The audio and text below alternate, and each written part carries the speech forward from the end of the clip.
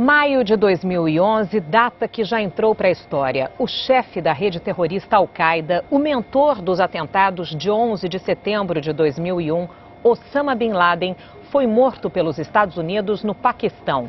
O que isso significa? Como vão ficar as relações do Ocidente com o Oriente? Perguntas que lanço agora para o professor doutor em Relações Internacionais e em Terrorismo, Reginaldo Nasser. Professor.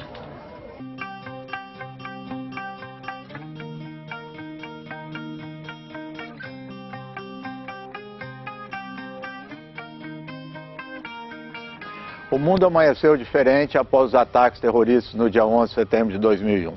Mas é importante destacar que até então, o maior atentado terrorista nos Estados Unidos foi praticado por um norte-americano, veterano das Forças Armadas, McVeigh, que em 1995 explodiu um prédio em Oklahoma, causando centenas de mortes.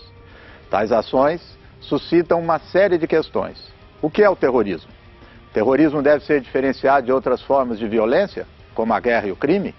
O Estado pode praticar o terrorismo? Que tipo de pessoas se tornam terroristas e por quê? Quais fatores funcionam como um estímulo para o terrorismo? Quais são as consequências do terrorismo? Como os governos geralmente respondem ao terrorismo? O terrorismo é um fenômeno que é fácil de reconhecer, mas difícil de definir. Apesar de existir inúmeras definições de terrorismo, é possível dizer que o terrorismo é um método psicológico, inspirador de repetidas ações violentas, empregadas por indivíduos, grupos clandestinos ou Estado, por razões políticas, segundo as quais, ao contrário do assassinato, os alvos diretos da violência não são as principais metas. As vítimas são geralmente escolhidas ao acaso ou de forma seletiva, como alvos simbólicos de uma população. A violência contra as vítimas é usada para manipular o alvo principal, transformando-o em um objeto de demandas ou de intimidação. O terrorismo é ao mesmo tempo um instrumento de luta e uma consequência do conflito entre os Estados e as suas sociedades. Foi utilizado durante a Revolução Francesa, quando houve as execuções em massa na guilhotina, a fim de intimidar os inimigos do regime e impor obediência ao Estado. Após a Guerra Civil nos Estados Unidos, em 1865, veteranos confederados criaram a Ku Klux Klan e passaram a usar o linchamento, assassinatos e atos de intimidação para subjugar os ex-escravos. Durante as chamadas Guerras de Libertação Nacional, povos que tiveram suas terras ocupadas por estrangeiros também utilizaram atentados terroristas contra os ocupantes. Certa vez, um terrorista de nome Holly Halla criou uma milícia armada em seu país. Distribuiu armas, explodiu bombas e incitou a violência, que resultou em milhares de mortos. Foi preso e condenado à prisão perpétua.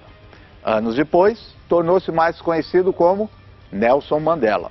Cumpriu pena, foi posto em liberdade, elegeu-se presidente em 1991 e recebeu o Prêmio Nobel da Paz em 1993. Trata-se de um caso único? De forma alguma. Outros terroristas também receberam o Nobel, como o judeu Menachem Begin e o palestino Yasser Arafat, que tiveram como causa a criação de um Estado para os seus respectivos povos. Ambos explodiram bombas, mataram civis e espalharam pânico. Após anos de lutas, estabeleceram uma trégua no conflito que ajudaram a começar.